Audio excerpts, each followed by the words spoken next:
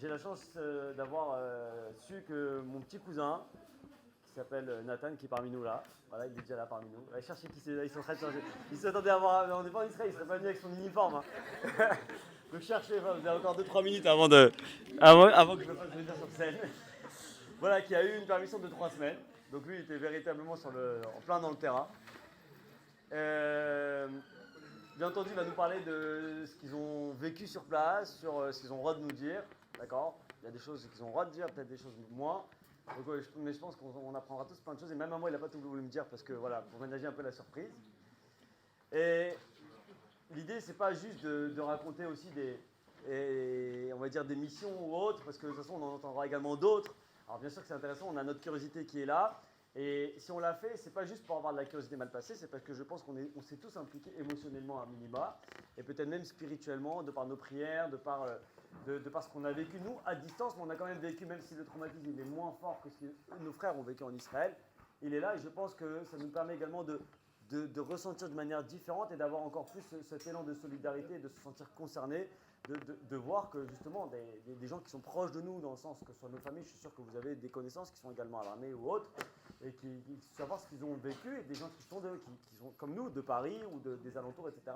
Donc c'est pas étranger, c'est pas loin de nous. Maintenant l'idée également, c'est de comprendre également ce qui peut pousser également ce qui peut pousser un Français qui est comme vous, qui est comme moi, à aller en Israël, à donner quelques années de sa vie pour ce pays qui est le nôtre, bien entendu. Mais qu'est-ce qui peut motiver quelqu'un? Moi, j'ai des éléments de réponse, vous avez sûrement votre idée, mais d'entendre quelqu'un qui est sur le terrain, est-ce qu'après ce qui s'est passé, est-ce qu'il le regrette ou est-ce qu'il en a encore plus confirmé dans son choix et qui s'est dit qu'il avait fait les bons choix, comprend le parcours qui l'amène à cela, ce qu'il doit endurer sur place pour obtenir cela, et bien entendu, et on terminera par le meilleur, bien entendu, quand on terminera, c'est la plus grande partie, par la réalité du terrain et ce qu'on vit depuis quelques mois. Comme on est quand même un centre de Torah, promis, juste 3-4 minutes, mais pour vous donner également la vision de la Torah, très rapidement, sur ce qu'est l'armée. Il faut savoir que déjà, si on remonte à l'origine, l'origine se trouve, ce qu'on a le rôlement dans l'armée se trouve dans Parashat Kitetse. Et là-bas, Kadosh Baruch Hu donne à Moshe Rabbeinu toutes les instructions nécessaires pour savoir comment faire le recrutement. Et là, on pourrait croire que peut-être que l'armée c'est fait pour justement ceux qui ont plus une force physique, une force intellectuelle, qui sont plus là pour se battre, ou autres. La Torah nous dit l'inverse. La Torah nous dit qu'au contraire, on essaie d'envoyer sur le front le maximum de tzadikim. Pourquoi? Pour quelle raison? Tout simplement, c'est parce que nous, notre émouna, c'est de comprendre, d'intégrer le fait que qu'est-ce qui protège? C'est nos mérites, c'est Akadosh Baruch Hu.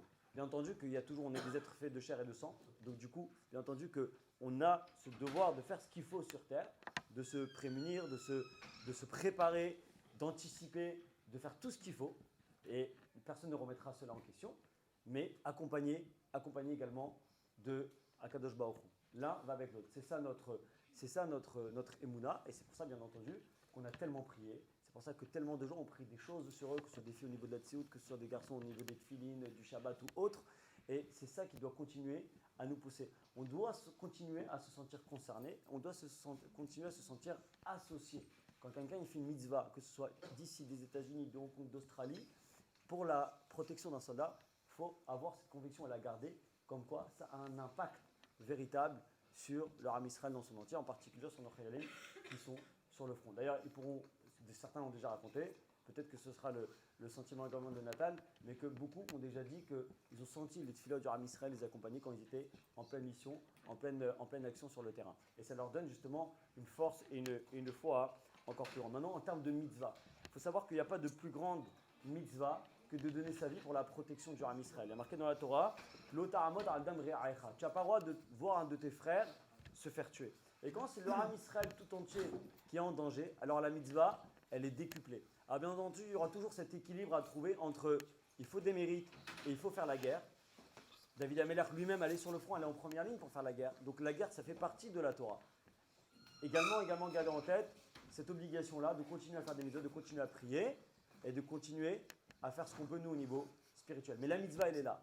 Et le soldat qui est sur la guerre, qui fait la guerre pour la sécurité d'Israël, surtout en période de sakana comme c'est le cas actuellement, il n'y a pas de plus grande mitzvah. C'est vrai que, par ailleurs, il y a marqué que si se mettre en danger pour sauver une personne, c'est prendre des risques inconsidérables, on n'a pas cette obligation forcément de mettre sa vie en danger si le pourcentage de chances de réussir de sauver l'autre est minime et que les deux prennent le risque de passer à la trappe.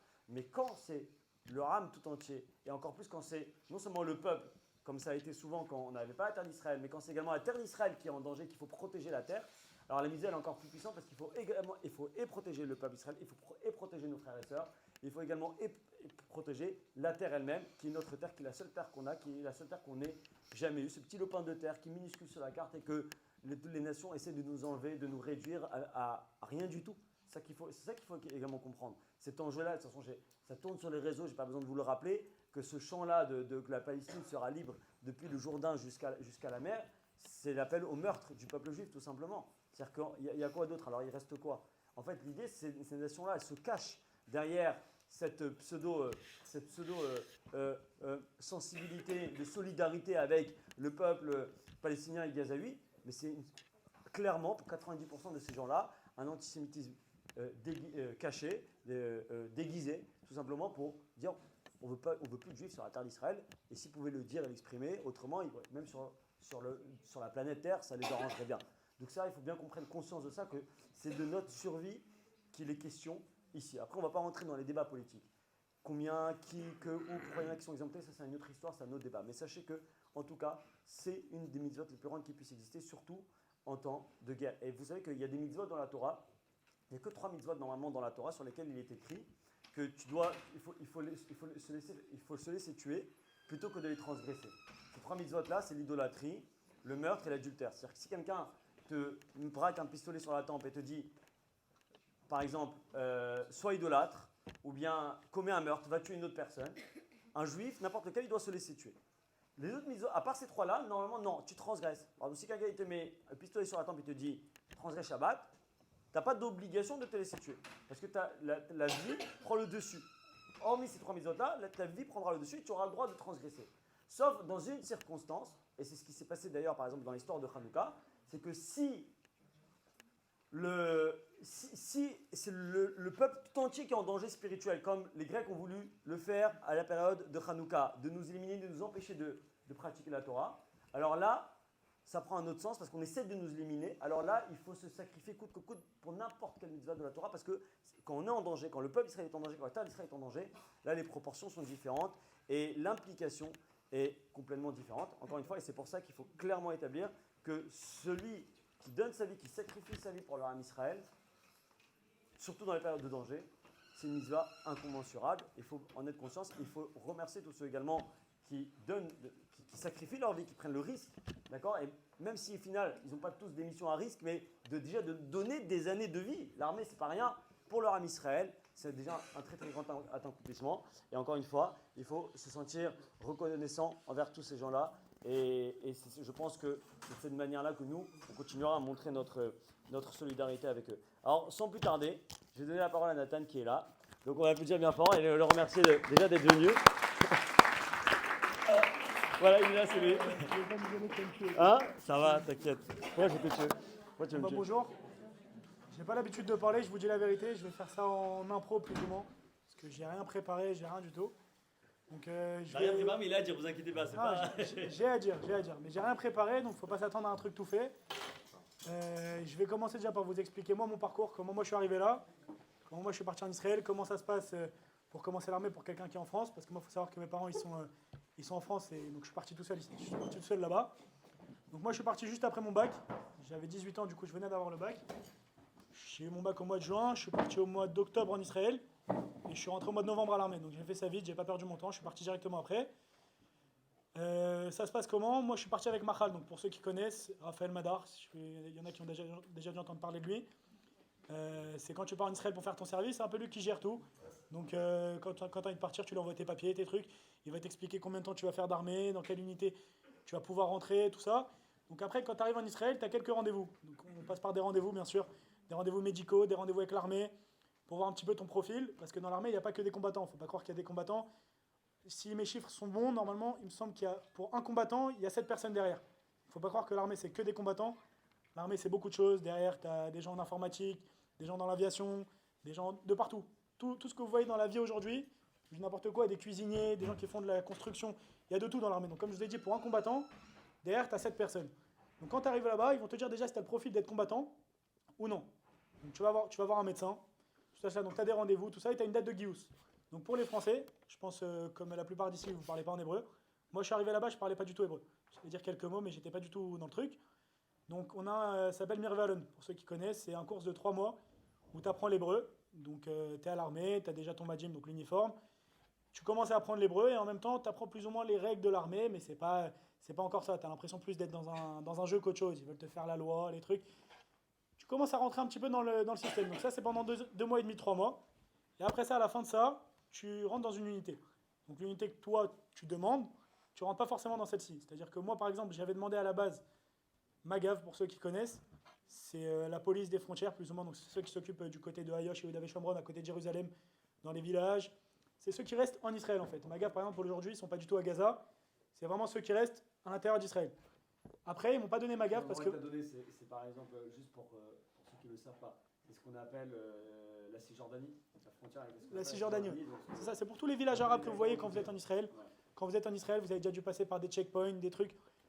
C'est là-bas où il y a Magav. Donc pour les arrestations dans les villages arabes, si vous voulez, c'est la police des frontières, en gros. Donc moi, j'avais demandé Magav, et après ça, tu as plusieurs choix à demander, et tu peux recevoir un de tes 5 premiers choix, comme tu peux ne rien recevoir de tout ça. Moi, j'avais demandé Magav, ils me l'ont refusé, parce que Magav, étant donné que c'est de la police des frontières, c'est obligé d'avoir la nationalité. Donc il faut faire 3 ans d'armée, et moi, en l'occurrence, comme ceux d'ici, si vous êtes français, si vous voulez faire l'armée, vous ferez 1 an et demi de service. Donc c'est 18 mois de service, pour les filles comme pour les garçons. Donc ça, c'est 1 an et demi de service, donc dans ces cas-là, je ne pouvais pas faire Magav. Après ça, moi, ils m'ont proposé soit Golani ou Givati. Donc là, ça, les unités, je vais parler un petit peu après de ça. C'est quoi comme unité? Comment ça se passe? Qu'est-ce que c'est? Qu'est-ce qu'ils font? Donc moi, finalement, j'ai fini dans l'unité de Givati. Pour ceux qui connaissent, c'est le béret violet. C'est pour ceux qui connaissent. Et en fait, si vous voulez, les unités, il y a on s'occupe de plusieurs parties d'Israël. Il ne faut pas croire que cette unité-là, elle va faire ci, l'autre, elle va faire ça. On va être tous ensemble au même endroit. À la base, Givati, nous, on s'occupe entièrement de la partie de Gaza. C'est-à-dire que Gaza, c'est Givati. Pour ceux qui connaissent un petit peu les unités, tu as Golani qui seront dans le nord, Kfir qui seront plus, comme il nous l'a dit, en Cisjordanie, donc là vers Yehuda et Shomron, Nachal et Tzantranim qui sont un petit peu plus divisés, qui sont un petit peu de partout. Donc ça c'est pour les 5 unités, plus ou moins les plus connues, si je peux vous expliquer ça comme ça. Après vous aurez plein d'autres unités bien sûr, des unités des commandos, ou des unités pour les filles, parce que ça c'est que des garçons, excusez-moi. Ça c'est que pour des unités de garçons, donc pour les filles après vous aurez des unités comme Palchat, comme Khirgvulot, où effectivement ce sera des entraînements un petit peu moins durs. Vous ne ferez pas la même chose, mais effectivement, vous allez rentrer dans des choses intéressantes. Donc, au niveau des entraînements, moi, quand j'ai fini mes 3 mois de Mirvalon, du coup, je suis rentré dans l'unité de Givati. Moi, je suis rentré ici pour ceux qui veulent dans une Plouga Dachi. Je vous expliquerai après ce que c'est Plouga, qui s'appelle Tomer. Donc, quand vous rentrez dans l'armée et que vous êtes plus ou moins religieux, si vous voulez tenir quand même un minimum le Shabbat, parce qu'il y a des fois, voilà, on a des gardes le Shabbat, donc on a des armes, on va se demander comment ça se fait, c'est Mouktsé. Parfois, on est obligé de prendre le Tokiwoki Shabbat, la voiture le Shabbat. On va se demander comment on fait pour ça, pour les heures de prière. Donc il y a quand même des unités qui sont faites pour ça. Pas des unités, excusez-moi. Dans les unités, vous avez un groupe, on va dire, qui est fait pour ça, où ils vont être un petit peu plus indulgents. Sur les prières le matin, tu vas avoir ton temps de fila. Sur le Shabbat, quand ils savent que c'est un truc pas obligé, ils vont pas te faire stam une avera comme ça pour te la jeter. Donc moi je suis rentré là-bas. Donc quand tu rentres à Givati, après ça, tu as 8 mois d'entraînement. Les 8 mois d'entraînement, comme je vous l'ai dit, c'est pour les 5 unités dont je vous ai parlé au début. Donc Givati, Golani, Nachal, Tzantranim et Kfir. Ça, c'est 8 mois d'entraînement.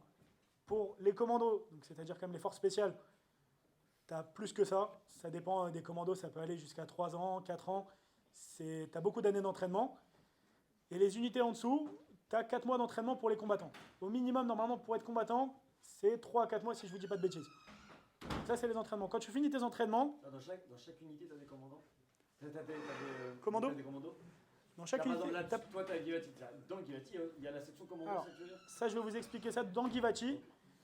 Dans les 5 unités que je vous ai dit, donc Givati, Golani, tout ça, dans chaque unité comme ça, tu as, si vous voulez, l'unité spéciale de cette unité, qui s'appelle la Sayeret. C'est-à-dire qu'à Givati, par exemple, on a Givati et Sayeret Givati.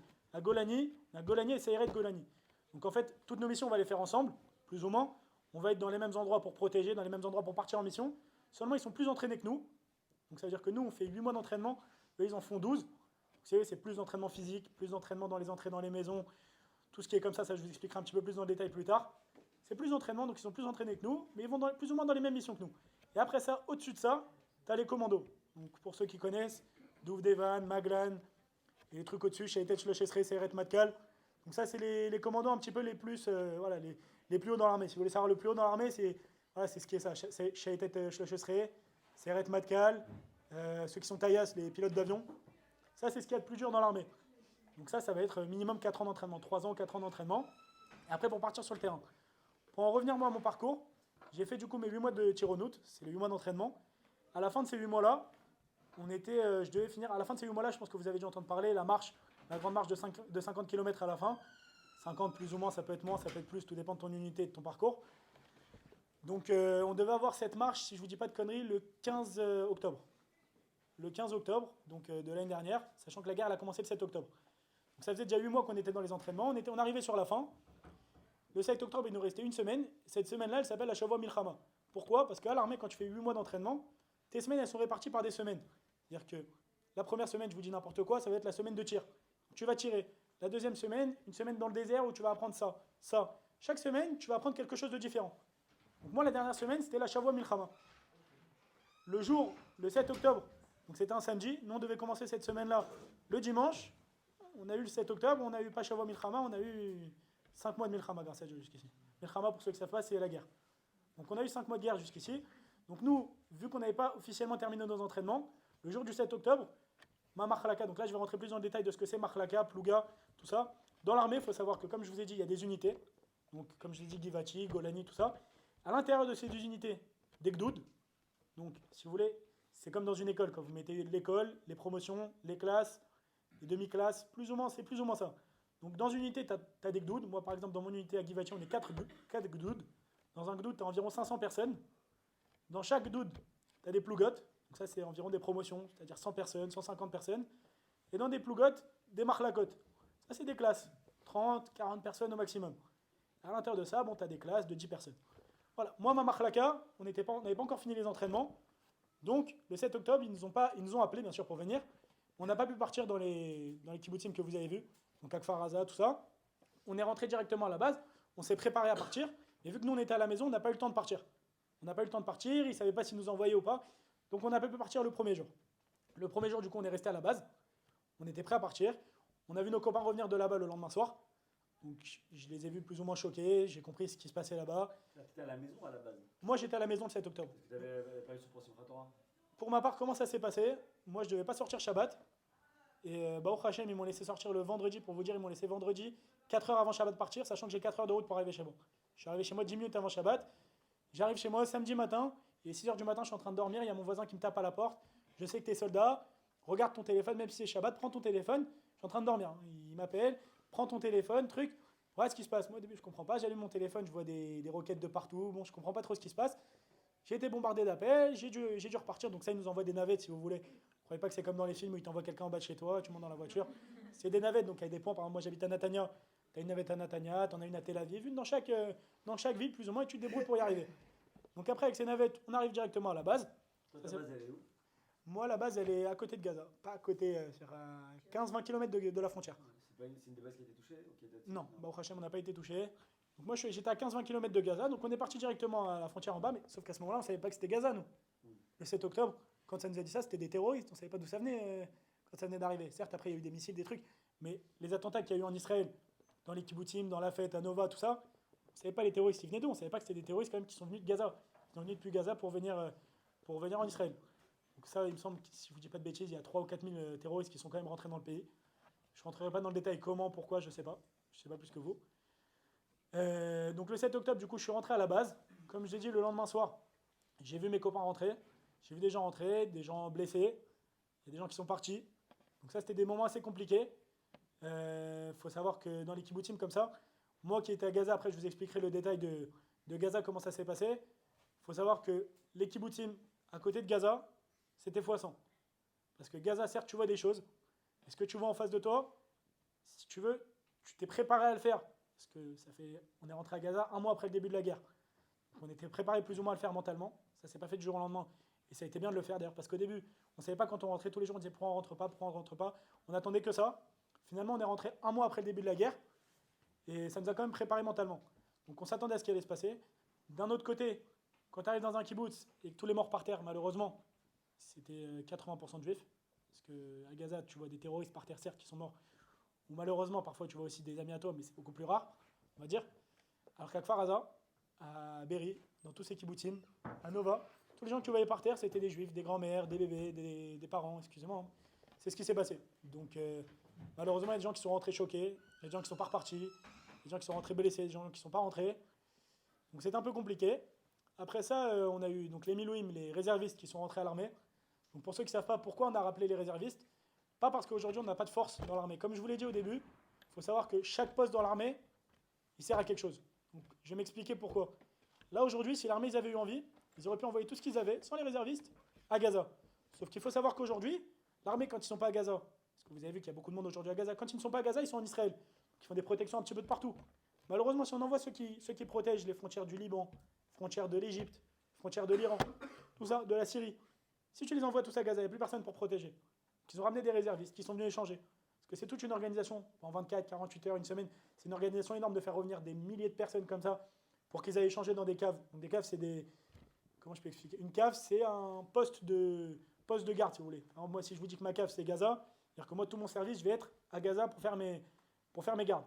Mes gardes, mes arrestations, tout ça. Donc il y a eu les échanges, les réservistes qui sont entrés, qui ont échangé avec beaucoup de combattants. Nous qui nous avons échangé aussi dans ma base pour faire les gardes. On est parti, on s'est entraîné jusqu'à qu'on nous donne l'ordre de partir. Donc, pour vous dire la vérité, moi le 7 octobre, je pensais que j'allais partir le 8. Même pour moi, le 7, quand j'étais dans le bus, pour rentrer à la base, je pensais que le 7, il était midi, à 14h, j'étais à Gaza. C'est pas comme ça que ça s'est passé du tout. On a été réentraîné, on a revu des points, on a tout revu, on a tout refait. On s'est préparé, moi grâce à Dieu, ma plouga, donc comme je vous l'ai dit, ma machalaka, on n'était pas prêt, ma machalaka c'est ma classe, ma plouga, donc ma promotion, c'est des gens qui sont rentrés avant moi à l'armée. Donc eux qui étaient déjà prêts à la guerre, qui n'avaient pas fini leurs entraînements une semaine après ce qui s'est passé, eux qui avaient fini leurs entraînements depuis déjà 4 mois. Donc eux, ce jour-là, grâce à Dieu, ils ont un miracle, ça faut se le dire quand même, c'est que tous les 4-5 mois, on a une vérification de tout notre équipement par quelqu'un de haut gradé dans l'armée. Donc ça veut dire que toute la plouga doit se mettre en demi-cercle, si vous voulez, avec tout notre équipement qui doit être prêt au combat. Mais prêt, quand je vous dis prêt, c'est-à-dire que c'est du travail de 1 semaine ou 2 avant que l'équipement soit prêt vraiment. Donc eux, grâce à Dieu, le samedi matin, ils devaient avoir cette vérification du coup de l'homme gradé. Finalement, ils ne l'ont pas eu. Ils sont partis à Kfar Aza, donc dans les kibbutzim, tout ça. Du coup, ils étaient prêts. Ils ne pouvaient pas faire plus près que ça, vu qu'ils s'étaient préparés à recevoir quelqu'un qui allait les vérifier. Donc grâce à Dieu, c'est bien tombé sur eux. Tout était prêt chez eux. Ils sont partis de là-bas, ils sont revenus. On s'est entraîné. Quand ils sont revenus, on s'est entraîné. Il y a des marchlakot, donc comme j'ai dit, des classes qui sont restés, qui ne sont pas repartis à Gaza malheureusement, qui a été choqués. Parce qu'il y a eu des blessés, il y a eu des morts. Il y en avait beaucoup qui étaient choqués. Et quand on est reparti, nous, à Gaza, donc c'était 3 semaines, 1 mois après ce massacre. Ils sont rentrés directement après. Eux, en fait, ils sont rentrés le 7 octobre, ils sont rentrés dans les kibbutzim. Après le 7 octobre, ils sont restés 3 jours dans les kibbutzim. Donc il faut quand même se mettre dans le thème un petit peu du truc. Eux, ils étaient tranquillement, plus ou moins, on va dire, dans des gardes. C'est-à-dire qu'ils vont faire des gardes, ils vont dormir bien. D'un coup, on leur dit, tenez, montez dans le bus. Vous partez, il y a des terroristes, ils ne savent pas ce qui se passe. Il ne faut pas croire, sur le moment, on ne sait pas ce qui se passe. C'est pas comme dans les films où ils te mettent un plan sur une télé, ils te disent, tiens, il va se passer ça là-bas, ça là-bas. Ils te montent dans un bus, ils te disent, on arrive là-bas, on voit ce qui se passe. Tu arrives là-bas, c'est une guerre. C'est une guerre dans un petit village. Donc eux, ils sont rentrés, ils sont restés là-bas 3 jours. Il faut savoir quand même ce que c'est 3 jours. 3 jours, ils ont dormi avec des corps, parce qu'il n'y avait pas assez d'organisation pour enlever des corps. Pour tout ce qui s'est passé là-bas, c'était pas nettoyé les 3 premiers jours. Personne ne pouvait rentrer. C'était une guerre. Il y avait encore des mechablim, bien sûr. Donc, personne ne pouvait rentrer. C'est-à-dire que ce qui se passait, moi, mes copains m'ont dit, moi, j'y étais pas, donc ça, je ne pourrais pas vous témoigner sur les kibbutzim. J'y étais pas à ce moment-là. Et j'ai des copains quand même assez proches qui m'ont raconté que quand même les corps, ils les ont tirés avec leurs mains des grands-mères. Moi, pour la petite histoire, j'ai un ami à moi qui m'a raconté qu'il est arrivé, il devait nettoyer les corps. Bon, il vient pour tirer le corps d'une grand-mère, c'est horrible. Et au moment où il tire, donc ça c'était à la fin, qu'il n'y avait plus de terroristes, au moment où il vient pour tirer, elle se réveille, elle lui dit j'ai fait semblant pour les terroristes. Imaginez-vous, il te fait la rasera qu'elle a eue. Au bout de 2 jours, qu'elle s'est mise par terre comme ça pendant 2 jours pour que personne ne la voie.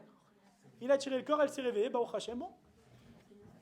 Après ça, donc, comme je vous ai dit, pour revenir à ça, on s'est entraîné pendant 3 semaines, 1 mois. Donc on s'est entraîné plus ou moins. Parce qu'il faut savoir qu'il y a plusieurs terrains différents. Par exemple, Gaza, et par exemple le Liban, c'est totalement différent. Pourquoi? Parce que le Liban, c'est un terrain ouvert. C'est-à-dire que si vous rentrez dans le Liban demain, ça c'est pour rentrer un petit peu dans le détail, vous rentrez dans un désert. C'est-à-dire qu'il y a des gens en face de vous, vous avez plus ou moins nulle part où vous vous cachez à part dans un buisson, mais quand vous êtes 2000, ça ne sert à rien. Vous êtes dans un désert, il n'y a rien pour se cacher. Donc on s'entraîne beaucoup là-dessus. Et ils sentaient qu'on était un peu mal entraîné pour une ville comme Gaza, donc comme Khan Younes où moi j'ai été, où c'est beaucoup plus de maisons. C'est-à-dire que quand vous êtes là-bas, il y a des maisons de partout.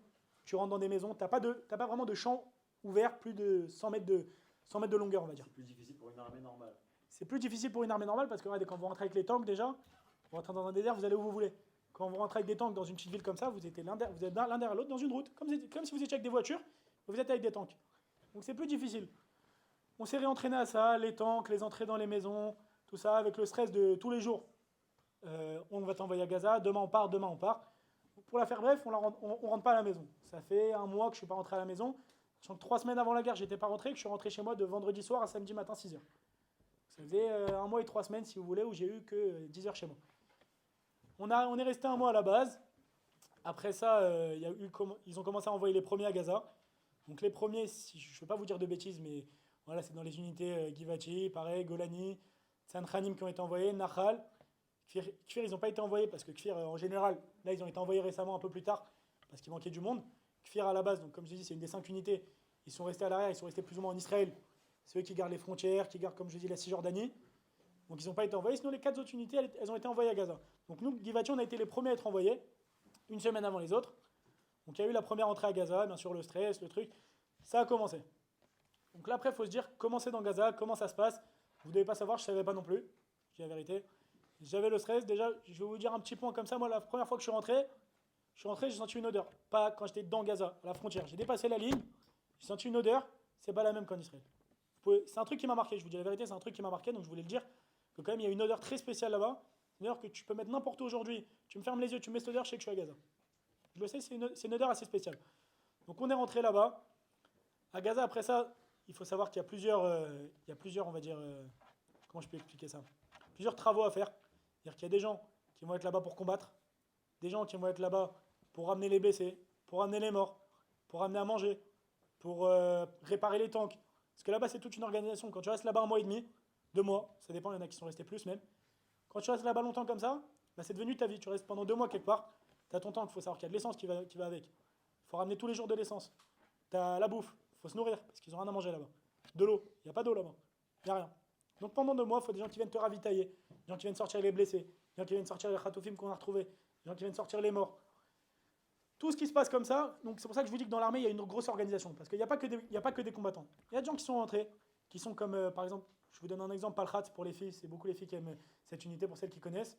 C'est une unité de sauvetage. Donc par exemple, s'il y a un effondrement d'immeuble, n'importe quoi, que ce soit en Israël ou à Gaza, c'est Palkhat qui va beaucoup gérer ça. Donc, bien sûr, ces combattants, elles sont rentrées à Gaza pour les sauvetages comme ça. Il y a les combattants, donc comme Givati, Golani, tout ça. Et même à l'intérieur des combattants, moi j'ai fait ça à un moment, ça s'appelle des Tispoukim. C'est quand on ramène, si vous voulez, les Tispoukim, c'est quand tu rentres dans Gaza et que tu ressors. C'est-à-dire que moi, pendant 2-3 semaines, je rentrais dans Gaza tous les soirs et je ressortais tous les matins. Ou parfois, on restait 24 heures, 48 heures. Ça dépendait, mais plus ou moins, c'était ça. On rentrait à 18 heures, on sortait le matin vers midi. Donc pourquoi? Parce qu'on ramenait la bouffe là-bas à manger. Et une nuit sur deux, c'était on ramenait à manger. Une nuit sur deux, c'est on ramenait les gens qui étaient malades, qui étaient blessés. Donc ça, comment ça se passe? On rentre en humeur. On rentre pas en tank, on rentre avec des humeurs. Donc c'est-à-dire qu'on est si vous voulez, ouvert à tout. Donc tu arrives, tu rentres, tu vois tout ce qui se passe autour de toi. Tu n'es pas comme dans un tank où tu sais que tu te prends une balle, ça ne te touche pas. Tu rentres, tu sais que s'il y a un mec à côté de toi qui a une arme, il tire, tu es touché. Tu n'as pas de tank, tu n'as pas de protection. Tu as des protections, bien sûr, tu as un gilet pare-balles. Il tire là, tu es mort. Tu as ce stress qui est commencé à monter. On est rentré à Gaza. On a fait ça, on a ramené les blessés. Parfois, malheureusement, il y a eu des morts. Donc il fallait ramener, les hélicoptères qui viennent les chercher. Ça, c'est une sacrée organisation. Après, dans Gaza, les moments de combat, c'était un autre monde. C'était autre chose. Vous avez dû voir, je pense, des vidéos, mais même les vidéos que vous voyez, ça ne représente pas vraiment ce qui se passe là-bas. Parce que les vidéos, vous croyez un petit peu dans les jeux vidéo, les trucs. C'est pas vraiment comme ça que ça se passe. Il faut savoir qu'il y a des moments où tu t'y attends pas, des moments où il y a des maisons qui sont vides, tu t'y attends pas, il y a des mines. Par exemple, comme un cousin à nous quand même qui est parti là-bas, Eliasaf Shoshan, qui est parti dans les combats en Israël, à Gaza, qui s'est pris du coup une mine dans une maison. Moi, un commandant à moi aussi qui s'est pris une mine dans une maison. qui a été dans le coma pendant 2 mois, qui est sorti du coma, Baruch Hashem, un Français, Inan Tayeb, peut-être que des gens le connaissent, qui est sorti du coma, Baruch Hashem, il n'y a pas longtemps, c'était un commandant à moi. Donc c'est compliqué, c'est dur. Et quand tu vois des choses comme ça là-bas, tu rigoles moins, tu commences à comprendre, tu commences à avoir les pieds un petit peu plus sur terre, et ça forme. Donc voilà, pour ceux aujourd'hui qui commencent à être motivés un petit peu à faire l'armée, qui ont envie de faire l'armée, qui ont envie de savoir plus de choses, d'apprendre un petit peu dans la vie, de mûrir.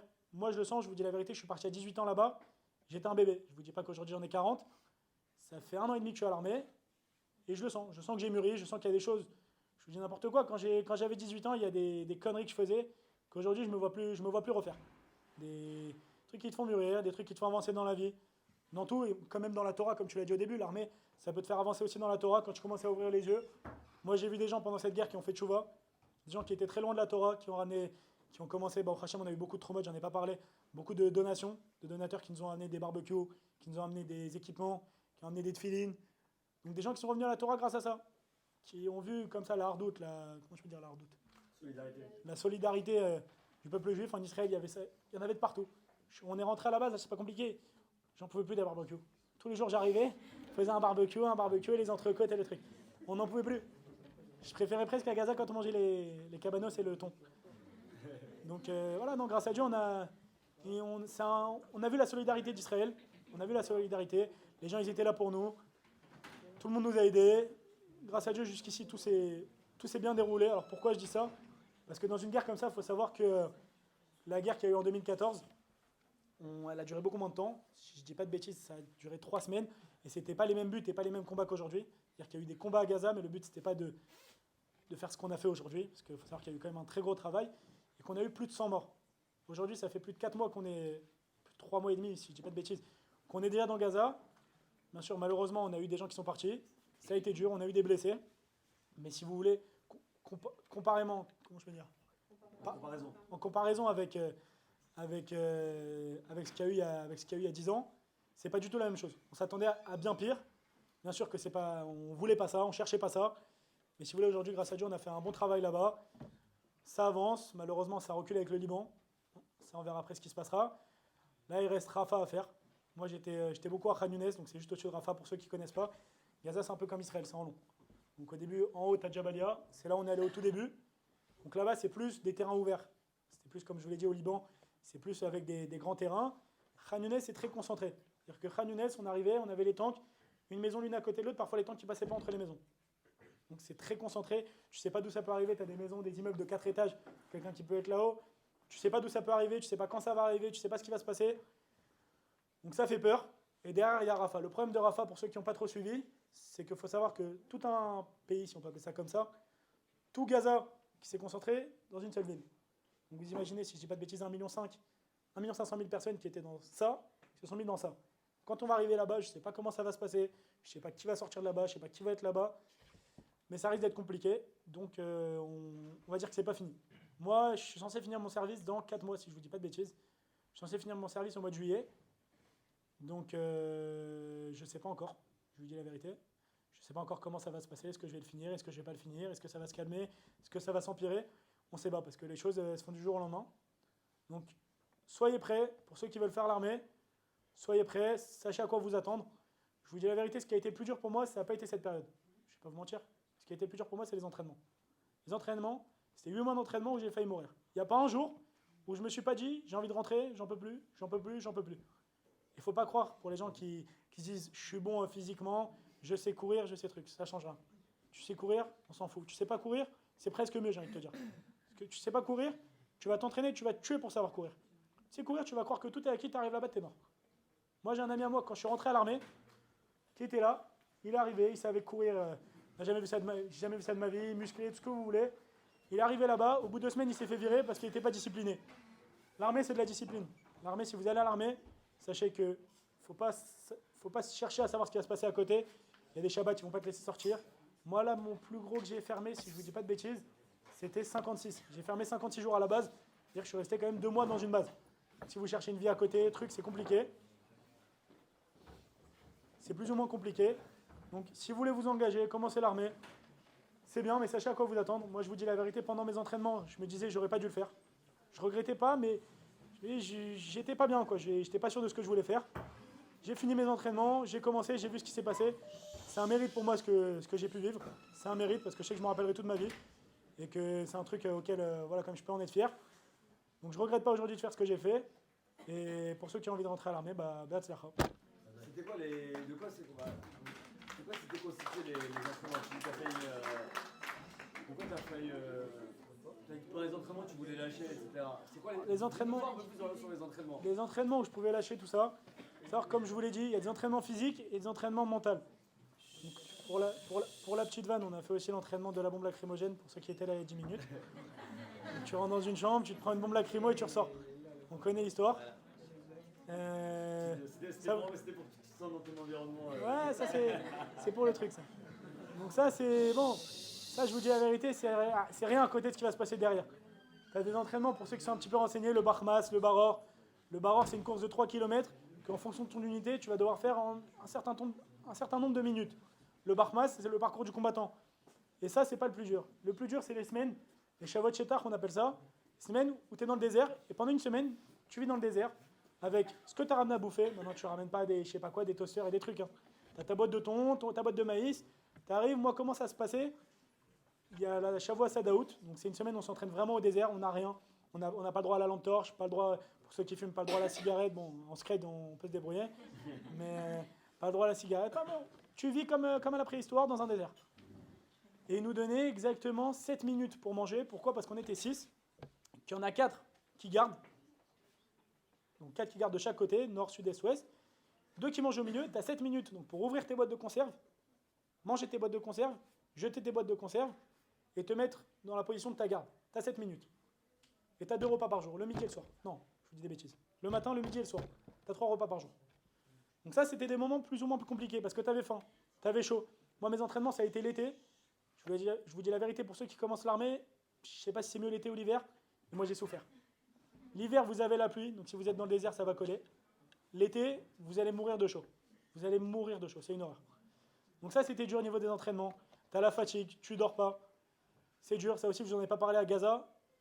On dort, il y a des moments où on va dormir, mais on ne dort pas dans les meilleurs conforts, parce qu'on dort dans les maisons de la... Du coup, là, on est allé. Donc comment ça se passe? Tu as des maisons qu'on va... Il y a des nuits, il y a les... tu veux rentrer dans Gaza, donc tu dormais dans les baraquements. En gros, on dort chez eux. Mais comment ça se passe? Quand on rentre dans Gaza, il y a beaucoup de bâtiments qui vont être explosés. Par exemple, si on voit qu'il y a une maison où on a beaucoup de risques, on sait qu'il y a des mines, on sait qu'il y a beaucoup de terroristes à l'intérieur, on a des risques de mourir pour rien. Qu'est-ce qu'on va appeler? On va appeler Khel Avir, c'est l'aviation, qui va venir, qui va faire exploser la maison, c'est fini.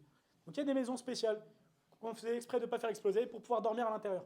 Donc on rentrait, voilà, on partageait des matelas à 6, on dormait, donc tu dors avec ton casque, ta veste, ton arme, tout. Et parfois, ça t'arrive de faire 30 minutes, tu dors, 30 minutes, tu te réveilles, tu fais une garde. 30 minutes, tu dors, 30 minutes, tu te réveilles. Et comme ça pendant 5 heures. Donc pour te la faire résumer, tu as dormi 2h30, tu as fait une garde 2h30, et tu te réveilles, tu es reparti. Après, il y a des fois, bien sûr, où il n'y a pas forcément d'émission, tu n'as pas forcément de mission 24 heures sur 24 quand tu es 2 mois là-bas.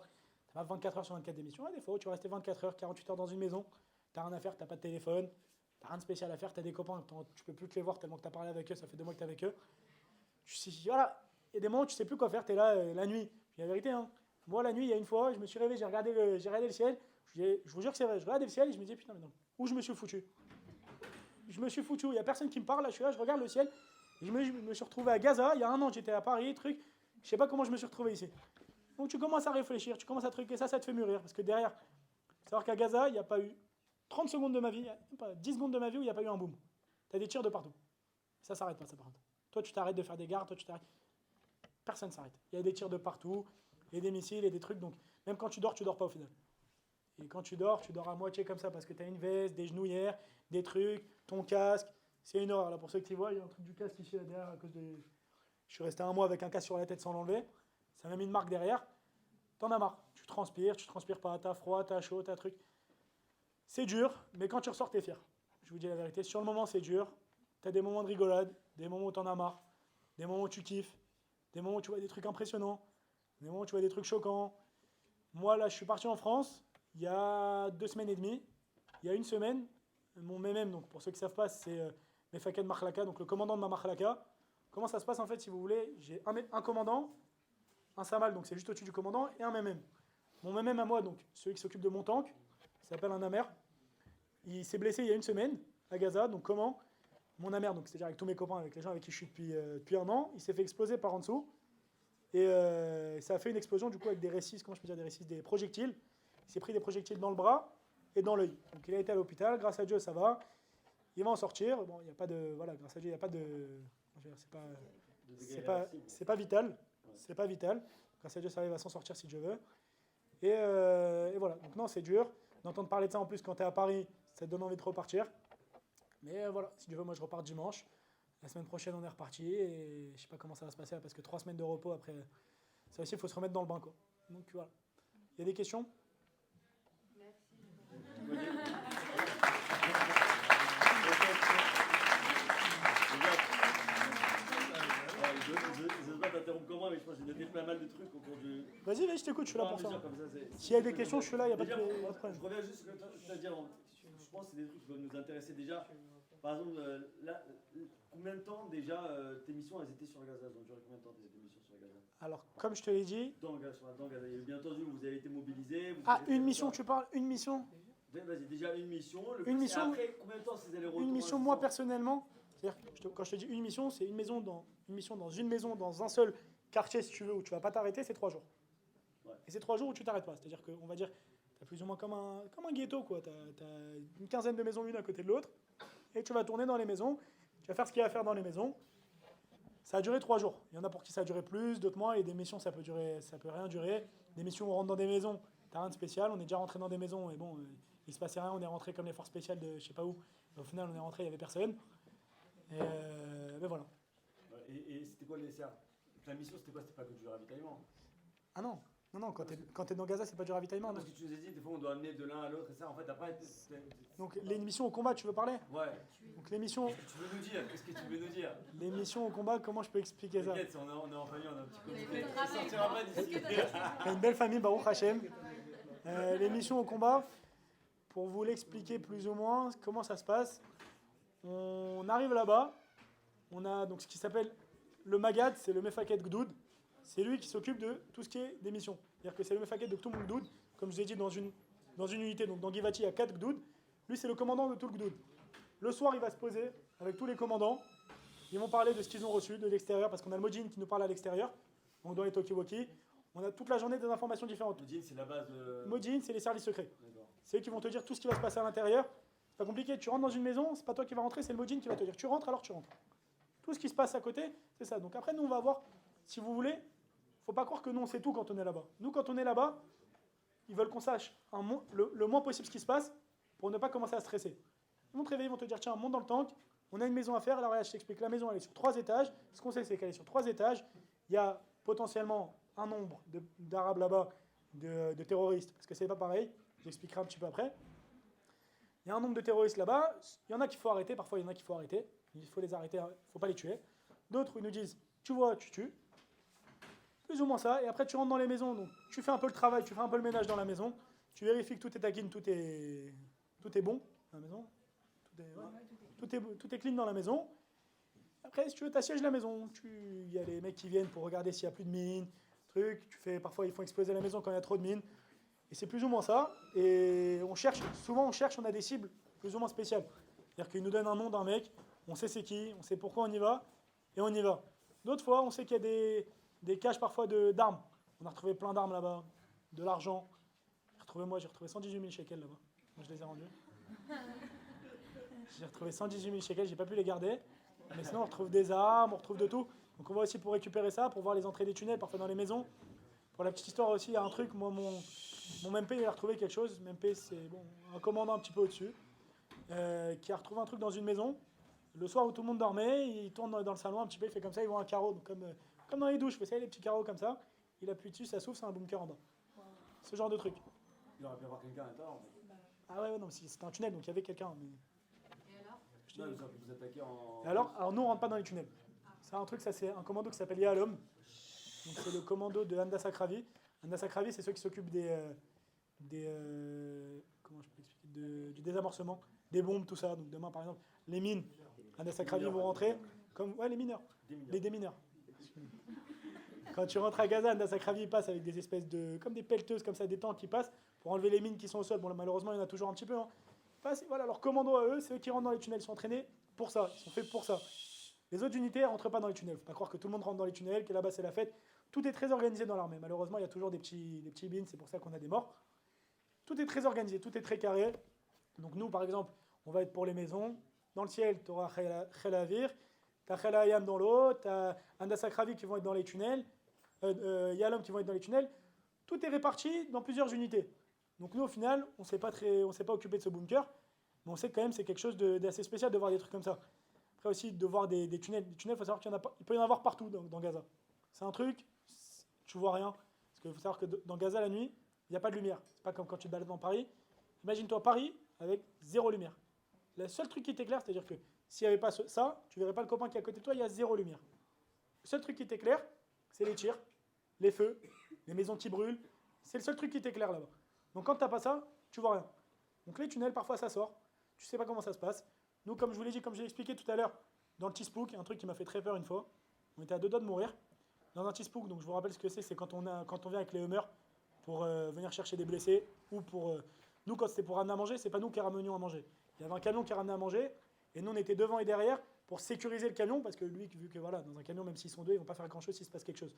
Donc nous, on sécurisait le camion, de voir qu'il se passait rien à côté, voir qu'il allait pas se faire tirer dessus. On était du coup sur une route, et ils commencent à nous tirer des RPG dessus. Donc les RPG, pour ceux qui ne savent pas ce que c'est les lance-missiles. Vous allez voir dans des vidéos qui mettent comme ça, comme un bazooka, comme ça, et tu sais pas d'où ça vient, parce qu'il fait nuit, tu sais pas ce qui se passe, tu sais pas si à droite, quand tu vas tirer pour viser le RPG, tu sais pas si là-bas il n'y a pas l'armée. Parce que c'est comme ça en fait. Je vous dis la vérité, malheureusement, beaucoup de nos morts, ça a été de notre faute. C'est nous qui les avons tués. Donc comment? Dans les trucs comme ça, moi par exemple, une fois dans le truc des Hummers, on était 15 Hummers, pour faire la scène, on roulait comme ça. T'en as un ici, qui a pris des tirs de là, qui a tiré là, sans savoir qu'on partait pas que vers là, on revenait vers là. Donc il a tué un copain lui. Il a mis une balle dans la tête, il est mort. Donc il faut savoir qu'il y a aussi beaucoup d'erreurs comme ça, malheureusement on peut rien y faire. Donc quand il y a des RPG comme ça, il ne faut pas croire que c'est comme dans les films où tu viens, tu mets ta visière nocturne, le mec il a 2 km, tu lui tires dessus. Tu sais pas d'où ça vient, tu sais rien, tu regardes, on a des trucs nocturnes pour voir la nuit, on voit d'où les tirs ils viennent. On a tous, non on n'a pas tous. Moi grâce à Dieu dans ma marlaga on a eu la chance de tous les avoir. Parce que voilà, ça c'est une question de piston. Rien de spécial. Et donc là-bas, bon, tu vois la nuit quand tu vois ça, sauf que tu te retrouves avec un truc dans l'œil toute la journée, et tu vois pas de loin, quoi. Les mecs, ils étaient à 2 km pour nous tirer dessus. Donc tu tires un petit peu de partout, du coup ça s'est calmé. Il y a un Hummer quand même qui a pris feu d'en dessous. Ça, on a eu très peur parce que les missiles, il faut savoir qu'ils n'arrivaient pas à 1 km de moi. Hein. C'était comme si je vous dis d'ici à peu près le meuble ici. Là.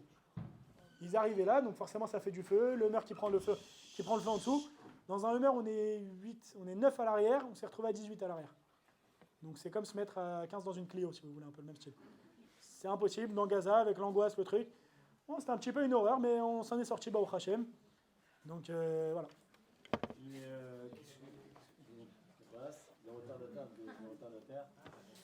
C'est inadmissible.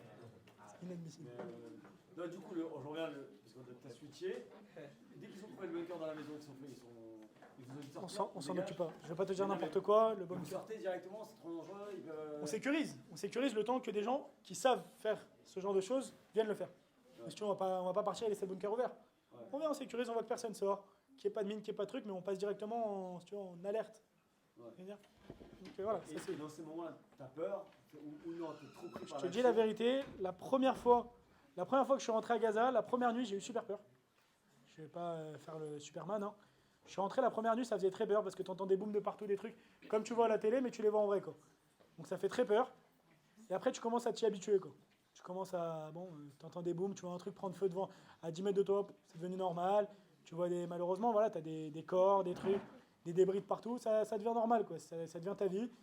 Donc ouais, tu es un peu moins choqué qu'au début et tu as moins peur que le début. Après, il y a toujours des moments où, bien sûr, tu trembles un petit peu, quoi. Tu vois les missiles qui se baladent... Les missiles, ça fait peur. Je te dis la vérité. Moi, c'est ça qui me faisait le plus peur.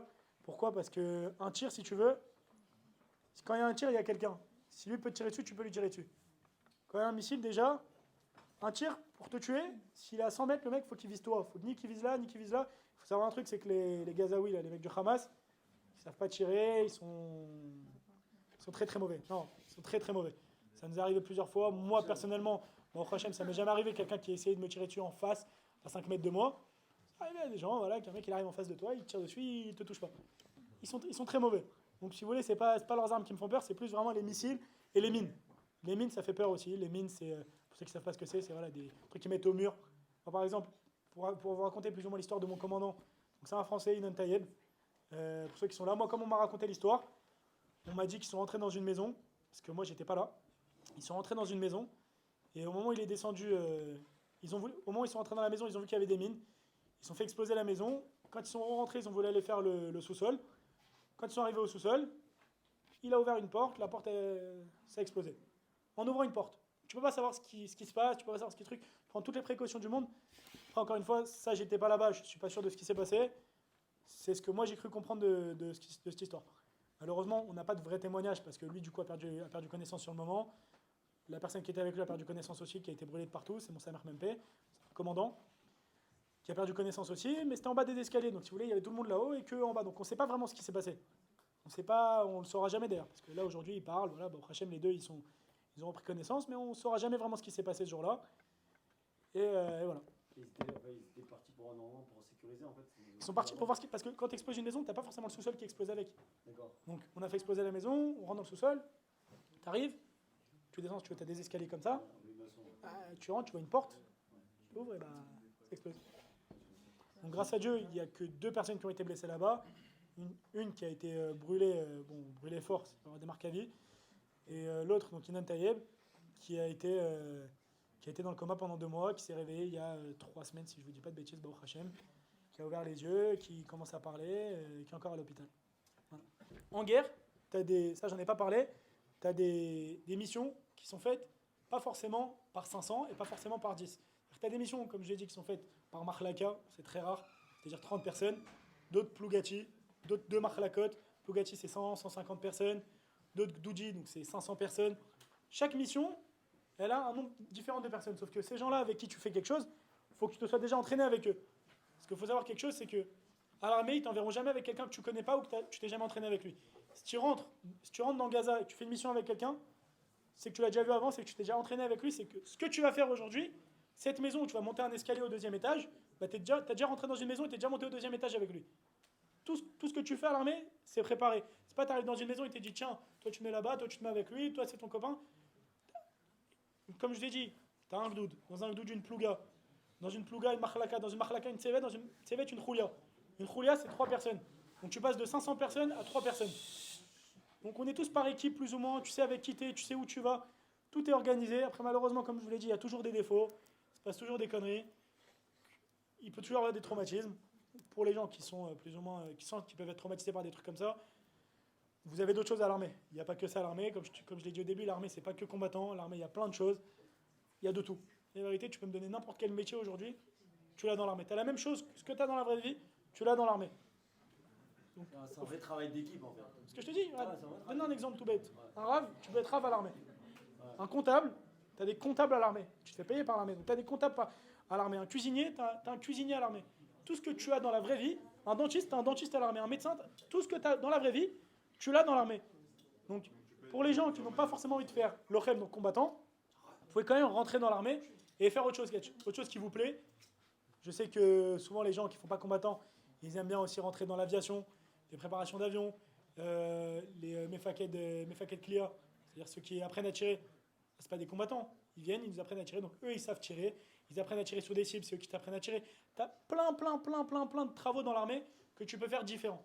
Donc après, c'est pour ceux qui ont eu des questions un petit peu plus précises, vous pouvez me demander, ou sinon, comme j'ai dit, Mahal, pour ceux qui veulent parler avec Raphaël Madar, ceux qui auront besoin de son numéro, lui vous en dira beaucoup plus, c'est lui qui gère tout ça pour les Olim Khadashim, pour ceux qui viennent de France, pour l'armée.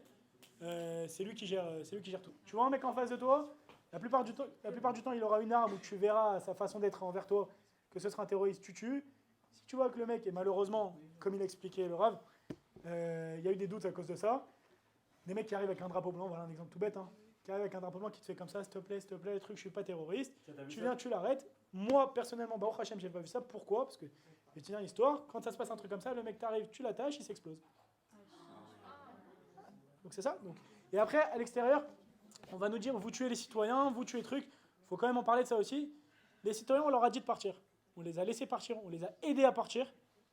Si tu restes ici, on ne peut plus rien faire pour toi. Parce que moi, je ne vais pas me faire tuer pour un citoyen qui n'est pas forcément un citoyen. Si ça peut être un mec du Hamas, comme je l'ai dit, qui se fait exploser, ça, voilà, c'est compliqué. Il y a eu beaucoup d'histoires comme ça, avec l'histoire de drapeau blanc. Le mec, il arrive, j'ai rien fait, arrêtez-moi et faites ce que vous voulez, truc.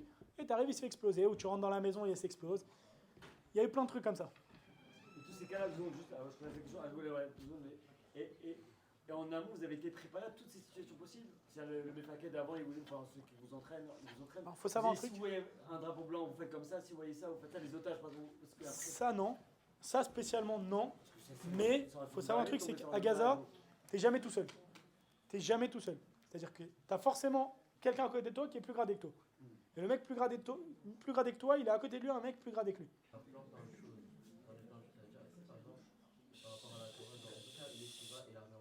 Ouais. Alors, je vais t'expliquer ça, comment ça se passe. Moi, là où je suis... il a demandé, parce qu'il y en a qui n'entendent pas, il a demandé, est-ce que quand tu as l'armée, tu peux avoir des divisions, ou est-ce que tu peux également avoir du temps pour étudier, t'as dit? Oui, c'est ça. Faire une yeshiva et trucs à côté. Alors, je vais t'expliquer comment ça se passe. Pour ça, tu parles pour combattant ou en général pour l'armée? Alors, je vais t'expliquer les deux. Pour moi, là où je suis rentré, donc comme j'ai dit, la Plouga de Tomer dans Givachi. Donc, tu as la même à Tzanchanim pour ceux qui connaissent Retz. Et la même à Kfir, c'est Netzar Yehuda. Pour ceux qui connaissent moi, à Kfir, Tzanchanim et Givachi, tu as une Plouga religieuse pour ceux qui restent, qui ont envie d'être Shomer Shabbat un maximum, de prier un maximum, d'étudier un maximum. Donc, ça, c'est une chose. Comment tu rentres là-bas? Pour les Israéliens, il faut avoir fait une école d'Achi avant, prouver que tu as été dans une école d'Achi, donc prouver que tu es religieux, donc tu peux rentrer là-bas. Pour les Français, tu viens, tu montres que tu as été dans une école juive ici, même pas, tu parles avec un mec 5 minutes, tu mets une kippa sur la tête et des tzitzit, c'est passé. Et pour les gens qui ont envie de faire la yeshiva à côté, tu as un truc qui s'appelle Beinish. Beinish, c'est quoi? C'est 1 an et demi d'armée, même pour les Israéliens, si je te dis pas de bêtises, et un an de yeshiva avant. Il me semble que tu fais 1 an de yeshiva avant, 1 an et demi d'armée et 1 an de yeshiva après, je sais pas exactement comment ça marche. Hein? Pour les Français qui vont faire l'armée. Pour les Français qui vont faire l'armée, comme je t'ai dit, moi par exemple, ce que je fais, je suis arrivé, tu veux faire la yeshiva, c'est pas pareil. Si tu fais pas de yeshiva, tu fais comme moi j'ai fait, et tu rentres directement dans une plouga, donc comme Tomer, Chetz et Netzach Yehuda. Où là-bas, du coup, tu vas avoir des permissions pour faire ta tefila le matin, tu vas avoir plus de quoi qu'il arrive, même si tu vas être dans une situation, dans un entraînement de ouf, tu auras ton temps pour faire la tefila le matin, de l'après-midi et le soir. Ça, c'est la base. Après, s'ils peuvent te caler des petits trucs en plus, c'est autre chose. Pour les autres, ceux qui veulent faire la yeshiva, c'est pas pareil, il faudra que tu te renseignes un peu mieux. Après, pour des tafkidim aussi, où tu vas pouvoir étudier à côté, c'est-à-dire, je te dis n'importe quoi, tu as des Mashgar Kashkrut qui vérifient que c'est cachère, les rabbanim, il y a de tout dans l'armée. Pour te dire, moi, mon cousin Binyamin, si je te dis pas de bêtises, lui, il gérait, je crois, c'est lui qui gérait, je crois, les minuteries de toutes les bases pour Shabbat, un délire comme ça, un truc... Il est démobilisé? Non. Mais tu vois ce que je veux te dire, t'as de tout dans l'armée, t'as de tout. Électricien, ce que tu veux. Donc, tu peux rester. Les gens qui vont te dire, moi je veux pas rentrer dans l'armée, moi tu sais, avant que je rentre à l'armée, il y a des gens qui m'ont dit, fais attention, tu vas rentrer à l'armée, tu vas complètement t'éloigner de la Torah. T'as envie de rester dans la Torah, tu resteras dans la Torah toute ta vie. Si t'es combattant, je te dis la vérité, il y a des moments ça va être compliqué. Par exemple, moi, le 7 octobre, unité pas religieuse ou pas? Ça s'appelle pas transgresser Shabbat. Quand il y a la guerre comme ça, ça peut être une transgression de Shabbat. Ça s'appelle pas une transgression de Shabbat. C'est une mitzvah de prendre les armes et de même pas demander. Il y a marqué, tu sais quoi, je vais vous donner l'ara, soit dit en passant, que quand il y a un principe dans la l'ara, vous allez comprendre pourquoi je vous le dis maintenant, qui s'appelle le pikuach nefesh. Que s'il y a un danger de mort, on transgresse Shabbat. Et plus que ça, s'il y a un doute qu'il y a un danger de mort, on transgresse Shabbat dans le doute. Donc, et s'il y a quelqu'un, si une personne commence à vouloir faire le plus religieux que le religieux, il dit, tu sais quoi, je demande à mon rave avant. Donc tu as un danger peut-être, et tu dis, je vais demander est-ce que je peux. Il y a marqué que la faute elle est sur qui? C'est pour ça que je vous le dis, elle est sur le rave. Pourquoi? Parce que c'est à lui de préparer ses élèves, sa communauté, à ce que quand il y a un danger, on ne se pose même pas de questions. C'est-à-dire que c'est débile, il n'y a pas plus stupide que je vais réfléchir, il y a un danger de mort, et je vais réfléchir. Tu as un gars que tu ne sais pas s'il fait je suis pas médecin, on dirait qu'il fait une crise cardiaque, ou qu'il est en train de s'étouffer, mais je ne sais pas, tu sais quoi? Je ne sais pas si on va d'appeler les pompiers, j'ai demandé au rave là, il est en train de faire cratator, j'ai demandé, attends, meurs pas tout de suite, j'arrive. Tu comprends? Donc, c'est une mitzvah dans ces contextes, ça ne s'appelle pas de la transgression de Shabbat. Alors, bien entendu, quand ils sont dans des divisions comme la maraka religieuse, alors lui, il leur facilite, mais c'est surtout l'accès aux prières, à la cache-route. La cache-route, les prières. Moi, pour te donner l'exemple, mis à part les moments où on était à Gaza, les seuls moments où j'ai transgressé Shabbat, si tu veux, à l'armée par obligation, c'est le 7 octobre.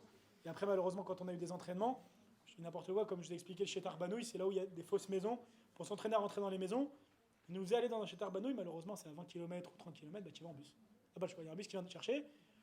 C'est comme ça, t'as pas le choix, tu montes, c'est pour t'entraîner, pour pouvoir partir en guerre. T'as pas le choix, t'es dans une situation d'urgence. Tu vois ce que je veux te dire, c'est autre chose. Après, il faut savoir un truc, c'est que là-bas, t'as des rabbinim aussi, et que tu poses la question à un rave, il te répond, et un rave là-bas, il peut t'aider. S'il y a quelque chose qui est assourd, qui te font faire, tu fais un truc, tu as le numéro d'un rave, tu appelles le rave, ils veulent me faire ça, j'ai pas envie de le faire. Le rave, il est plus gradé que tous les mecs qui sont dans ta base. Donc t'inquiète pas pour ça. Mais Transgresser Shabbat, non. Comme il t'a expliqué, ça s'appelle pas de la transgression de Shabbat. Mais certes, oui, il y a des moments Mais en fait, où pendant Shabbat, parce qu'il y en a qui disent que l'armée, moi je l'ai vu, j'ai des élèves, etc., je le vois, quoi. À l'armée, ils ont relâché, mais je pense que c'est plus par l'influence de la je vais en parler de ça aussi. que plutôt. Alors ça, pourquoi? Parce que oui, à l'armée, c'est pas forcément par l'influence. Je te dis la vérité, pourquoi à l'armée, il y en a beaucoup qui relâchent. Parce que bon, là, avec la guerre, c'est autre chose. Mais en général, faut savoir que ton armée, c'est pas FODA 24 heures sur 24. Tu as des arrestations, certes, et tu as aussi 95% de ton service, c'est des gardes. Tu es assis quelque part ou debout, la plupart du temps c'est debout, sinon voilà. Et tu regardes qu'il ne se passe rien. Et sur les 95% du temps où tu vas faire ça, 99% du temps il va rien se passer. Tu vas être là et tu vas rien faire. Sauf que quand tu as ça le Shabbat, je te donne un exemple, de 2h à 6h du matin, tu es debout, tu es KO, tu dois être comme ça pendant 4 heures. Tu n'en as pas marre à un moment. Donc il y a des gens qui sont là, qui font ça intelligemment, qui prennent un livre, qui prennent un truc. Ils n'ont pas le droit de le faire. Officiellement, tu es obligé de rester réveillé, les trucs te mettent comme ça. Il y a des gens qui vont en avoir marre, qui vont allumer une cigarette. L'autre qui va prendre son téléphone, l'autre qui truc. Ça, c'est sûr que quand tu es combattant, ça sera plus compliqué pour toi de faire Shabbat. Ça, je te dis pas le contraire. Et comme tout dans la vie, tu as envie de faire quelque chose, tu le fais. Tu as envie de faire Shabbat à l'armée, tu le feras. Ruben, il y a une question là. Ouais.